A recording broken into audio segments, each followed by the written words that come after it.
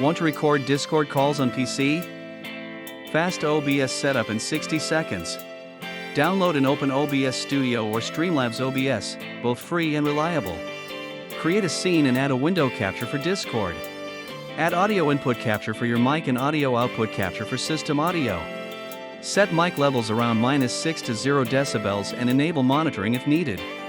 In settings, set a recording path, choose MKV to prevent corruption, and assign a hotkey. Do a quick test call, press the hotkey or start recording, and check the meters.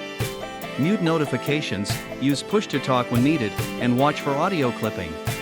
Stop recording when done and remux MKV to MP4 in OBS for easy editing. Trim recordings in Shotcut or Avidemux, or edit audio in Audacity. Always get consent before recording. Rules vary by region, so ask everyone on the call. Quick recap: captures, MKV, hotkeys, test, and consent. Save responsibly and share carefully.